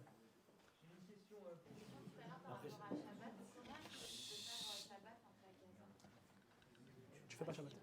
Bah, en fait, déjà, bon, si tu veux déjà t'enlever tous les trucs, t'as pas d'électricité, t'as pas de feu, t'as pas de téléphone. Tu portes, il n'y a pas de hérouve, Mechila. Pas de hérouve. Tu fais pas Gaza, tu fais pas Shabbat, que je te dis. Et tu veux que je te dise la vérité? Bon, le Shabbat c'est autre chose. On arrive, au Hachem, on s'est toujours débrouillé pour faire kidouche, truc. Et tu vois pas les jours, tu sais pas quel jour t'es à Gaza. Je te dis la vérité. Mardi ou jeudi, c'est le même jour. Lundi, c'est pareil. Dis-moi. Shana, elle a une question là. Et les otages, je fais pas de la politique, je te dis la vérité. Je fais pas du tout dans ce qui est otage, tout ça. Je veux pas rentrer dans le détail parce qu'il y a des trucs que j'ai peur de dire n'importe quoi. Donc je veux pas rentrer dans le détail de ça. Mais bon, je pense que pour la faire en résumé, je pense qu'on s'attend à trop d'otages pour ce qui va sortir. Après, c'est mon avis personnel, j'ai aucune information plus que vous. Qui va récupérer les otages. Alors comme je t'ai expliqué, dans chaque gdoud, tu as quelqu'un qui est, comme on appelle, comment je peux expliquer, qui est à la frontière de Gaza ou quelques kilomètres après la frontière, mais qui n'est pas dans les combats, que tu fais ça, il a 6 minutes pour arriver.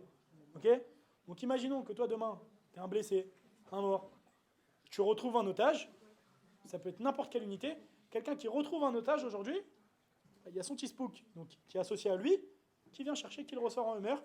Après, ça dépend s'il est blessé, il y a les hélicoptères, les hummers, tout ce que tu veux. Ça, t'inquiète pas, c'est pas le problème. Mais tu n'as pas une unité, si tu veux, qui aujourd'hui est faite à Gaza pour aller chercher les otages. C'est pour les sortir de Gaza. Dans chaque unité, tu as des groupes spéciaux qui s'occupent de rentrer et de sortir de Gaza tout le temps. Mais ceux qui ont récupéré celle de Rafah, c'était une mission spéciale. Ça, c'était autre chose. Ça, je te dis la vérité, c'est des missions spéciales de commando. Je ne veux pas te dire n'importe quoi, que je ne sais pas quelle unité exactement c'était, mais ça doit être un commando, comme, je ne sais pas, même Matkal ou quelque chose comme ça. C'est des forces spéciales, des forces secrètes qui rentrent, tu les vois pas, ils sont sortis, tu les as pas encore vus. Tu vois ce que je veux te dire? Ça, c'est une autre histoire.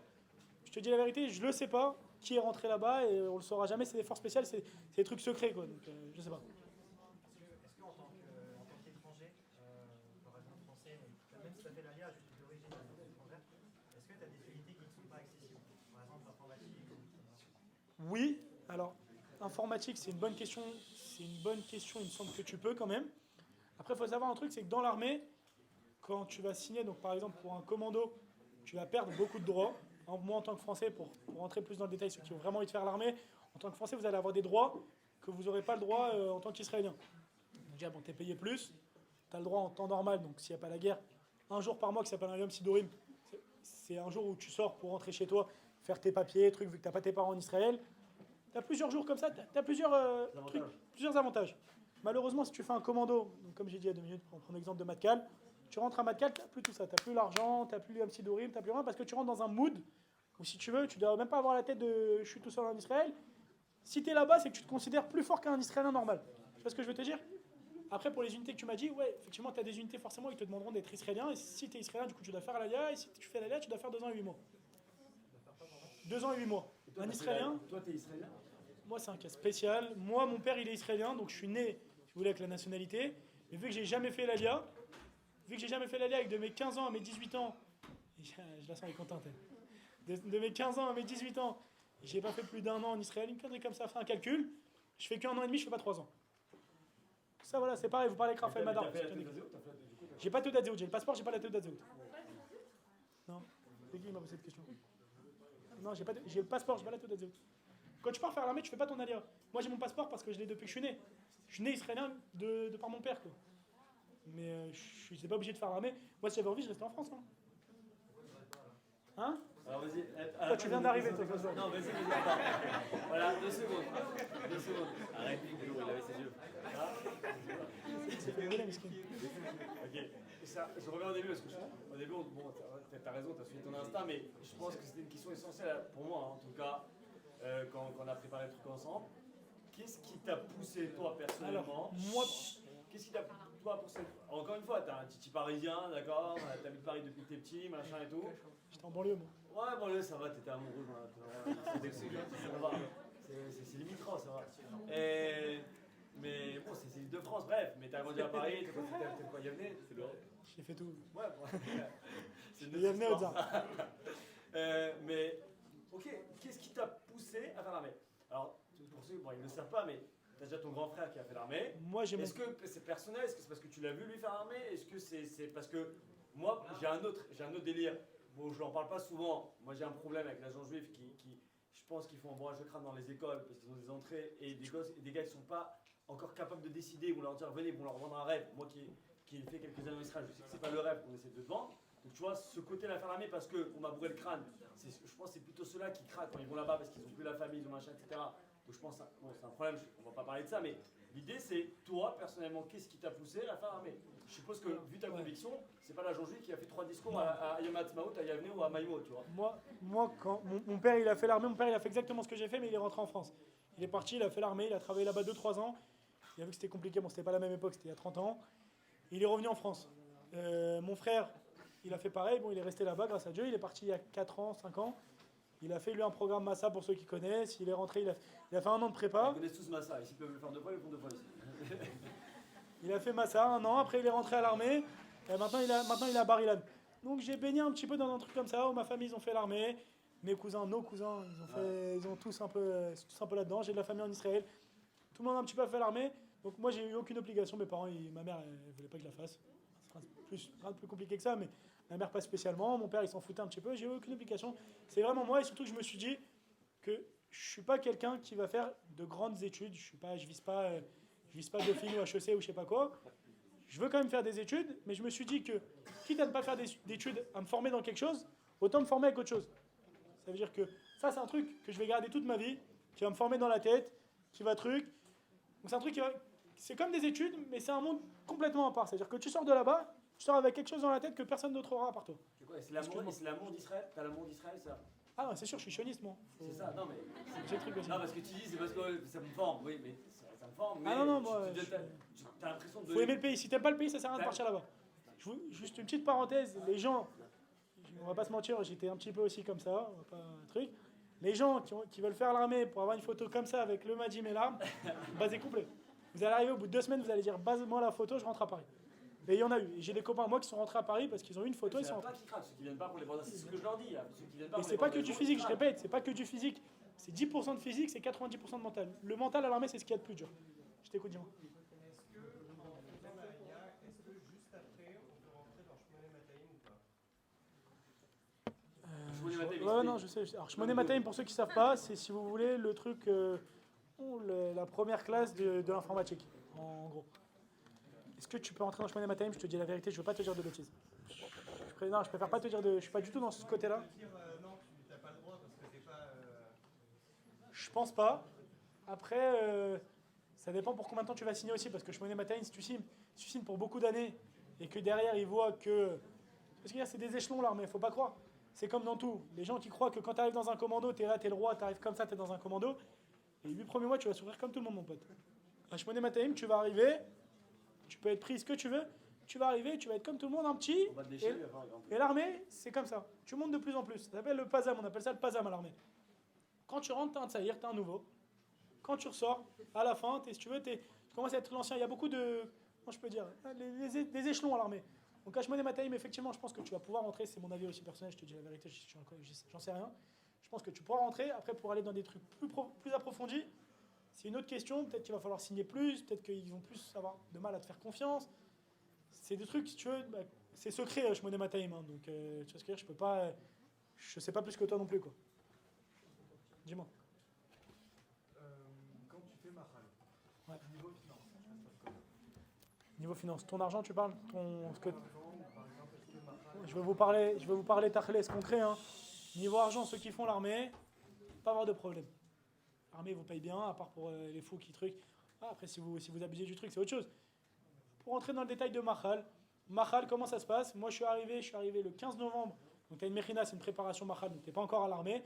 Tu as une préparation, tu fais un peu de sport, un peu d'hébreu, pour essayer de te mettre dans le mood, mais tu n'as pas encore de Majim, tu n'es pas encore dans l'armée. Ça te met un petit peu dans le mood, ça, tu gagnes 0. C'est un mois. Après ça, moi, je suis rentré à Mirvé Alon. Ils te payent ton loyer dans un plafond de 1700 shekels. T'inquiète pas, tu vas trouver avec 1700 shekels. Tu te mets à 3, ça te fait 5500 shekels. T'inquiète pas, tu trouves ce que tu veux. Non, donc ça, tu vas prendre déjà 1700 shekels, ça c'est pour ton loyer. Et de l'autre côté, comme je t'ai dit, hein, les échelons. C'est les échelons. Au début, tu vas commencer aux alentours de 1500, 1700 shekels. Ça te fait quand même 400 euros par mois. Et là, aujourd'hui, bon, je vous dévoile mon salaire. Je gagne, je crois, 6-7 000 shekels. Hein. Ça fait 1500 euros par mois quand même. Et tu sors, tu sors pas. C'est comme tu ne sors pas de C'est ça, tes non. dépenses. Les 1700 shekels, ils te servent. C'est que des kiffs. T'as ton loyer payé, t'as un petit peu de bouffe à payer quand tu rentres chez toi et encore. Ah, en plus du loyer. Non, moi au total, je prends 6005, je crois, avec le loyer. Donc ça fait que je prends 5000 shekels. Je prends un SMIC tous les mois. ok, mais par exemple, quand tu passes par Raphaël, c'est comme un courtier, c'est payant, c'est... Tu m'as dit quoi, excuse-moi? C'est Raphaël Quand tu passes par Raphaël, c'est payant, mais c'est pas. T'inquiète pas, il me semble. Je veux pas dire n'importe quoi, dans les 50 euros aux alentours, peut-être un peu moins, un peu plus. Ah, peut-être qu'il a augmenté. Dans ces eaux-là, si tu veux. Si tu es vraiment motivé pour faire l'armée, c'est pas ça qui va t'arrêter, on va dire. Et je te dis la vérité, c'est très rentable parce qu'il fait tout pour toi. Raphaël, il t'envoie un papier, il te dit, tu as 6 documents à faire, tu m'envoies ça, et il te renvoie le message d'après, c'est tu as rendez-vous ce jour-là, là, ce jour-là, là, ce jour-là, là, tu commences là. Si tu le fais tout seul, t'es mort. Imaginons, parce que moi, voilà, je suis encore étudiant infirmier là pendant un an. J'aimerais y aller après. Comment je pourrais faire? Par exemple, Tu envoies un message à Raphaël. tout simplement. Et ensuite, on peut programmer le départ. Alors je vais t'expliquer, Raphaël. Il y a des entrées à l'armée au mois de novembre. Non, ouais. Au mois de novembre, donc ça veut dire qu'il faut que tu sois au mois d'octobre. Au mois de février, il faut que tu sois au mois de janvier. Et au mois de... Non, je te dis n'importe quoi. Et au mois de juillet, il faut que tu sois au mois de juin à peu près. Donc tu as environ ça, novembre, janvier. Tu as 3 fenêtres par an à peu près. Quand tu prends avec lui, il faut s'y prendre à peu près 4 mois à l'avant maximum. 3-4 mois à l'avance. Tu lui envoies un message, il va t'expliquer comment ça se passe. Tu parles avec lui, voilà, il va te dire j'ai besoin de tous ces papiers-là. Les papiers, tu vas galérer. Je te dis la vérité, il faut que tu réserves une journée. Tu vas prendre une journée, tu prends tes papiers, tu as les papiers de trucs, là, tout bas des parents, les trucs, bon, toutes ces histoires-là comme ça. Tu envoies tout ça à Raphaël, tu es réglé jusqu'au moment où tu vas avoir un rendez-vous.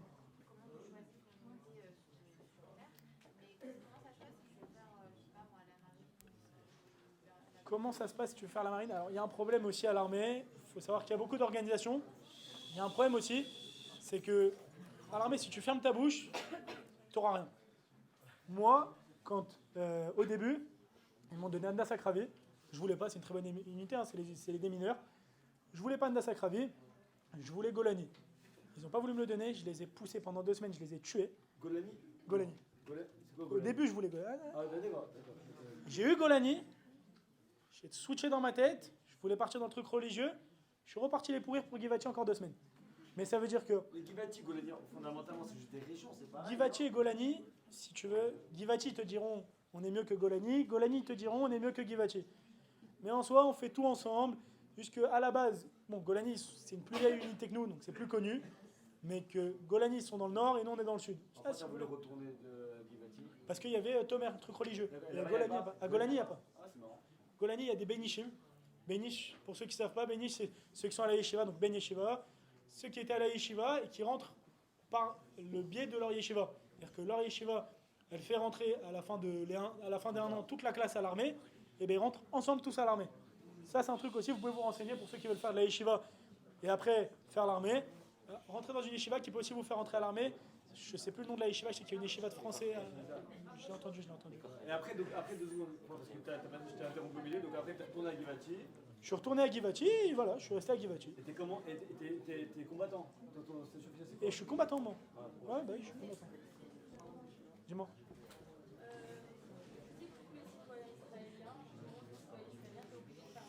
Ouais.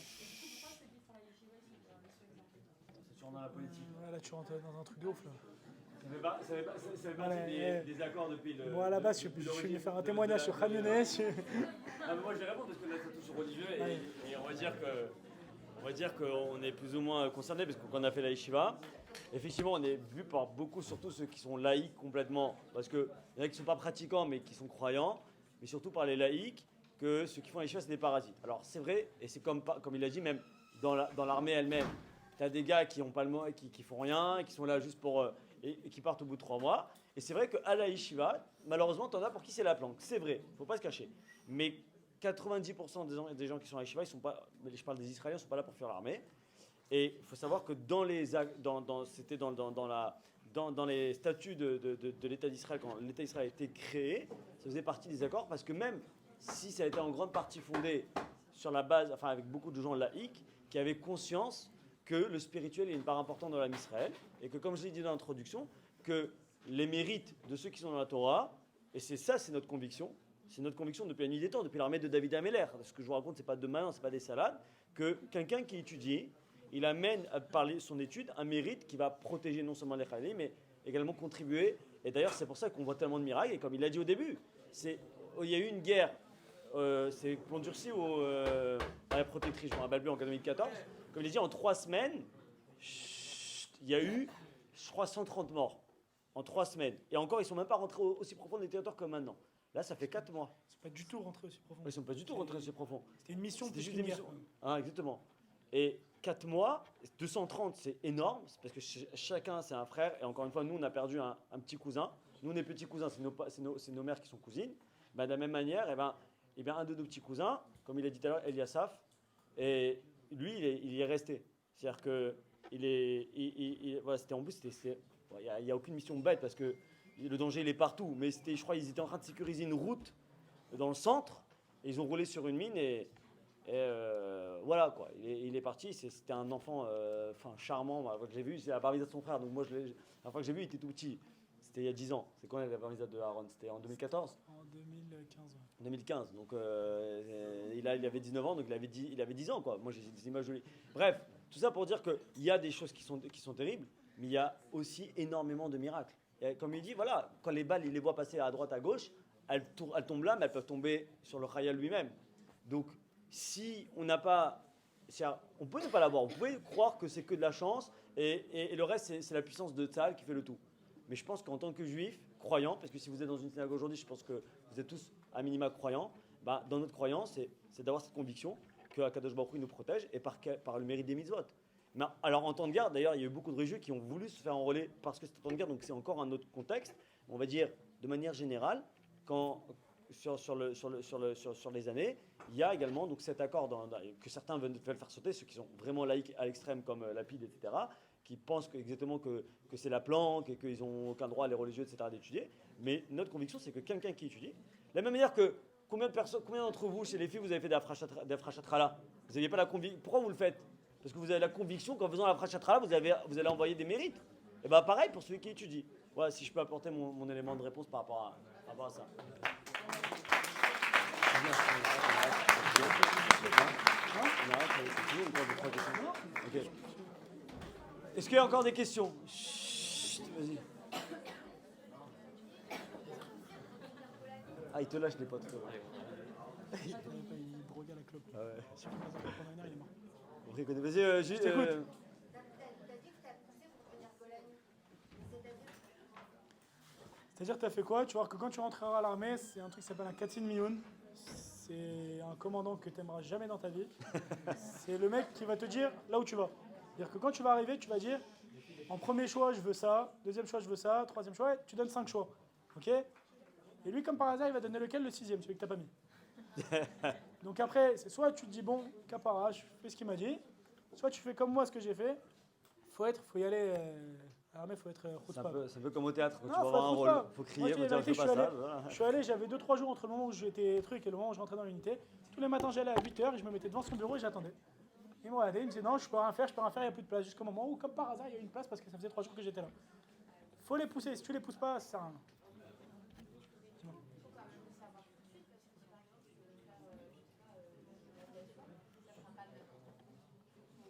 Alors en fait, je t'explique. Quand tu rentres déjà à Mahal, comme j'ai expliqué tout à l'heure, Mahal c'est le premier mot de truc, tu vas apprendre ce que c'est que les unités, tu vas apprendre qu'est-ce qu'il y a dans chaque unité, tu vas commencer déjà à t'y intéresser. Nissim. Tu vas rentrer à Mirvalon après si tu sais pas On parler t'a en pas hébreu. entendu, on t'a pas vu Pendant ces pendant 3 un an, mois-là, t'es tu obligé vas de aussi rattraper apprendre ton qu'est-ce qu'il y a dans perdu les en 2 unités. minutes. Tu vas entendre autour de toi, tu vas tout savoir. Moi, je suis arrivé là-bas, je savais ce que c'était Golani, Givachi, tout ça, mais je connaissais le nom. Pour moi, c'était voilà, c'était truc Golani, truc et Tzanchanim et Givachi, c'était les meilleurs et les autres, c'était des nuls. C'est parce que c'était à côté. Au final, chacun a son travail et ça, tu l'apprendras au fur et à mesure. Ça, t'inquiète pas pour ça. Au moment où tu devras choisir, tu sauras ce que tu veux. Ça, c'est sûr.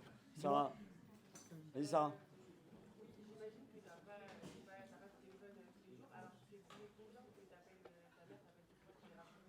Ça veut rien dire. Ça veut dire que ça peut être 3 fois, 4 fois par jour. Ça peut être. Moi, si tu veux, même quand j'étais là-bas, j'ai réussi à cacher mon téléphone, truc. On n'avait pas de réseau, mais quand. Tu parles dans l'armée ou pendant la guerre? Pendant à Gaza. Ah, Gaza. Non, et t'as pas le droit, tu prends quand même. Tu n'as pas le droit parce qu'ils veulent pas que tu te déconcentres. Ah, c'est juste pour ça, c'est pas genre ils vont localiser le machin. Localiser. Moi-même, je peux pas me localiser là-bas. Non, mais genre les terroristes, ils parlent. Non, c'est comme ça qu'on entend, nous. Genre, vous avez pas envie, vous devez leur remettre. Ah, c'est juste concentration. C'est comme à l'école, en fait. C'est comme à l'école. C'est comme à l'école. Je vais rajouter un point. C'est que quand tu es à Gaza, localisé ou pas, un tank, ça fait un bruit. Je te jure que c'est pas ton téléphone qui va changer quelque chose. Il n'y a pas besoin de localisation, tout ça, ça veut rien dire ça. C'est pour ça que concentration, d'accord. les commandants, ils les ont leur téléphone. Nous, c'est histoire qu'on se déconcentre pas. Moi, maintenant, je suis pas bête. Je sortais quand j'avais rien à faire, que j'étais bien caché, je sortais mon téléphone. J'avais une fois sur 1000 du réseau, parce que là-bas, t'as pas de réseau. Quand t'as du réseau, tu peux passer un appel. Après, tu auras des mecs qui n'auront pas envie d'appeler. Pourquoi? Parce que derrière, t'as les parents, quand tu les appelles, tu les remets la rasera qu'elle a eu il y a 2 semaines, qu'elle doit repartir dans la même pendant 2 semaines. Elle l'a déjà eu il y a 2 semaines. Là, c'est là, comme ça, dans un mois, elle n'en aura plus.